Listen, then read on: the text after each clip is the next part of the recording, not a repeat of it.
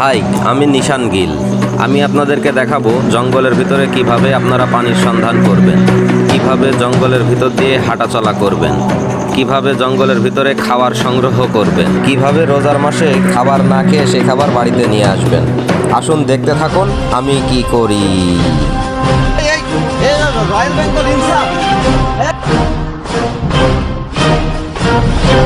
আরে আমি আবারও চলে আসলাম অ্যামাজন রেলের ঢাল।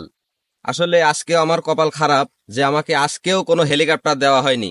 এর একমাত্র কারণ গত ভিডিওয় মাত্র 1400 ভিউ হয়েছে, যার কারণে কোম্পানি বলল যে হেলিকপ্টারের তেল খরচই হয় না, পাইলট খরচ কোন থেকে দেবো আর হেলিকপ্টার উড়াবো কিভাবে। তা আসুন দেখা যাক, আজকে আপনাদেরকে অনেক কিছুই দেখাবো, শুধু দেখতে থাকুন আর আমাকে অবশ্যই আপনারা সাপোর্ট করবেন। আসুন দেখা যাক কি করলে। আমি আজকেও রোজা আছি, আর রোজার মাসে যে খাওয়া যায় না এটা আপনারা সবাই জানেন। তো কোনো ব্যাপার না, আজকে আমি ঠিকই নিয়ে যাব এবং আপনাদেরকে দেখাবো যে প্রকৃতির ভিতরে আপনি আরো কি কি পেতে পারেন। আপনি পাবেন জল, আপনি পাবেন খাবার, কিন্তু সেগুলা কিভাবে পাবেন এগুলো আপনার জানা নাও থাকতে পারে। এ কারণেই আপনি শুধু দেখতে থাকুন যে আমি কিভাবে এগুলোর ব্যবস্থা করি। আসুন দেখা যাক। এই যে এই জায়গাটা খালি, এর মানে এই জায়গাটাই একটা মোতা লাগা ছিল, অর্থাৎ বিশাল একটা গাছ ছিল, গাছটা সরকারি কেটে নিয়েছে আর পাবলিক মোতাটা তুলে নিয়ে গেছে। আসলে এটা তুললে পারে সম্পদেরও ক্ষতি, কারণ এটা ধুয়ে নেমে যাইতে পারে। আচ্ছা ঠিক আছে, চলুন দেখা যাক সামনে কি পাওয়া যায়।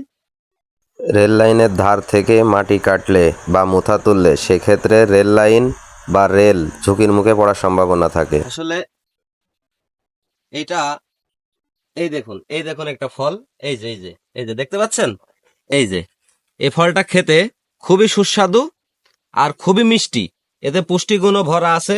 আবার আপনি এই গাছটা দিয়ে মেসওয়াকও করতে পারবেন, যেটা মেসওয়াক করা সুন্নত আমাদের মুসলমানের জন্য। আর রোজার মাসে তো কোনো কথাই নেই। তো এটা আমি অবশ্যই নিয়ে যাব, এটা আমি ইফতারির সময় খাবো, কারণ আমি এখন রোজা আছি। এটা আমি খেয়ে দেখাতে পারতাম, কিন্তু এখন আমি খেতে পারবো না, এটা খেলে আমার রোজা ভেঙে যাবে। আর এই দেখেন কলা গাছ, খুবই ভালো একটা জিনিস জঙ্গলের মধ্যে কলা গাছ পাওয়া। আপনি যদি কোথাও পানি নাও পান, এই কলা গাছ আপনাকে পানির ব্যবস্থা করে দিতে পারে। এটা কিভাবে আপনাকে পানির ব্যবস্থা করে দিবে আমি আপনাকে দেখাচ্ছি। আসুন দেখাচ্ছি আমি আপনাদের। আসলে কোন গাছটা থেকে পানি বের করলে এটা ভালো হবে, আসুন আমরা দেখি আগে।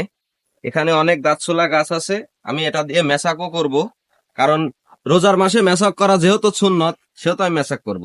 কিন্তু আমাদের এই অ্যামাজন জঙ্গল, মানে এটা অ্যামাজন রেলের ঢাল, কিন্তু এই রেলের ঢালে এই যে অবৈধভাবে যে পরিমাণ আবাদ করা হয়েছে, আসলে এটা কতটা যৌক্তিক আমি জানি না। তবে যাই হোক, যৌক্তিক বা অযৌক্তিক সরকারি জায়গা যে হোক, সে খাচ্ছে খাক, ওটা দেখে আমার লাভ নাই। কিভাবে কলা গাছ থেকে পানি বের করতে হয় এটা আপনাদেরকে দেখাবো, যেন আপনারা কোথাও যে আটকা পড়লে অবশ্যই পানির ব্যবস্থা করে খেতে পারেন। দেখুন আমি এবার কি করি। এটা করতে আমাকে দরকার হবে একটা কাঠি, দরকার হবে, কাচতে হবে।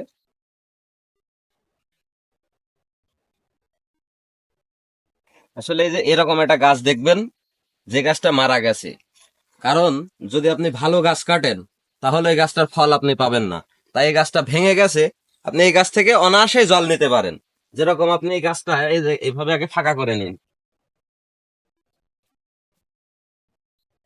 এবার আপনি এই গাছটাকে ফুটা করুন, ফুটা করে এইভাবে, হ্যাঁ এই দেখুন যেভাবে পানি পড়ছে। তাই পানিটাকে আমার ধরার জন্য কিছু একটা ব্যবস্থা করতে হবে। দাঁড়ান আমি আসছি। আসলে জঙ্গলের মধ্যে অনেক কিছুই পাওয়া যায়, সেটা শুধু আপনাকে খুঁজে নিতে হবে। আপনি খুঁজে পেলেই আপনি পানিও ধরতে পারবেন, এবং এটা খুবই বিশুদ্ধ পানি। এই পানি খেলে পারে আপনার রক্ত পর্যন্ত ক্লিয়ার হয়ে যাবে। এই দেখুন, এখন আমি এটাকে বাঁধতে হবে। হ্যাঁ, এই যে কমপ্লিট হয়ে গেছে। এবার এটাকে এর সঙ্গে দিয়ে আপনি এখানে বেঁধে দিন।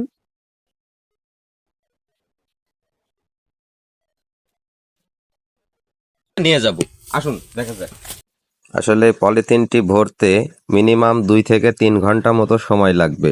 ততক্ষণে আসুন দেখা যাক আমরা খাবারের কোনো সন্ধান করতে পারি কিনা। আসুন দেখা যাক, চলুন পানি পড়তে থাকুক, আমরা আর কোনো খাবারের ব্যবস্থা করতে পারি কিনা সেটা দেখে আসি। যদি আমরা কোনো খাবারের ব্যবস্থা করতে পারি তাহলে অবশ্যই সেই খাবারগুলো আমি ব্যাগে নিয়ে নেব, আর এই জঙ্গলের মধ্যে খুব সাবধানে চলাফেরা করবেন, কারণ যে কোনো টাইমে যা কিছু আপনাকে আক্রমণ করতে পারে বা যা কিছু হতে পারে। চলুন এগোনো যাক।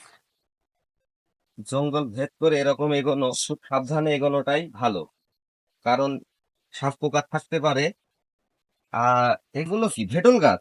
এগুলো তো আসলে পাওয়াই যায় না, ভেটুল গাছের খুবই সংকট দেশে। এখন অন্য কোনো খাবার, এই রয়্যাল বেঙ্গল ইনসান, এই কি অবস্থা? ঘড়ি তুলছো? এই যে দেখতে পাচ্ছেন, আমি তো বর্ষে ভুল করেছিলাম, এটাকে রয়্যাল বেঙ্গল ইনসান ভেবেছি। পরে দেখছি যে না, আমাদেরই ভাই ব্রাদার।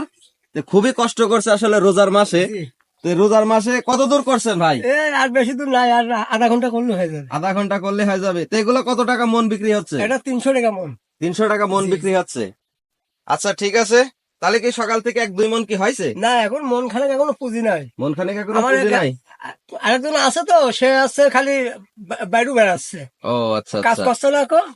না, দুজন সমানে কাজ করলে হয়তো হয়ে যাইতো। হ্যাঁ, এই আদিবাসীরা দুই ভাই এই মোথা তুলে তুলে এই ট্রেন বা ট্রেন লাইনকে ঝুঁকির মুখে ফেলছে। আর খাবারের সন্ধান যে আমি এখনো করতে পারলাম না, এই জঙ্গলে কি খাবারের অভাব কিনা আমি এটা বুঝতে পারছি না। আর ওদিকে তো দেখলেন রয়্যাল বেঙ্গল ইনসান, আসলে রয়্যাল বেঙ্গল ইনসানকে দেখে আমি একটু ভয়ই খাইছিলাম ফার্স্টে, তো তারপরে দেখি আমারই ভাই ব্রাদার। তবে খাবার দাবারের কোনো ব্যবস্থা আমি এখনো করতে পারিনি। এখানে ছোট ছোট এক জাতীয় ফল পাওয়া যায়, যেটা আমি কিছুক্ষণ আগে আপনাদেরকে দেখিয়েছি। সে ফলটা আমি খুঁজছি।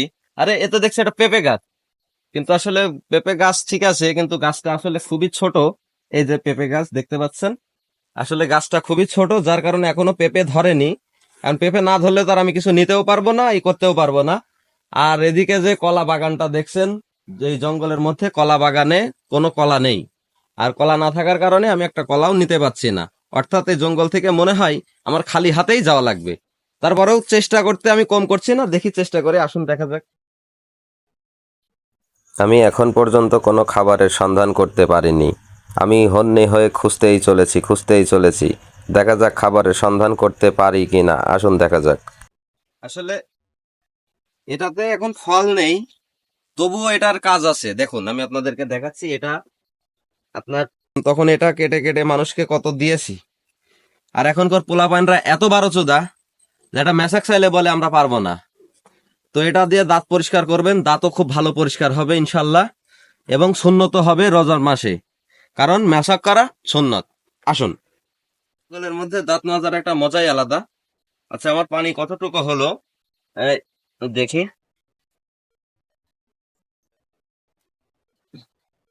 ওয়াও, অনেকটা পানি হয়ে গেছে।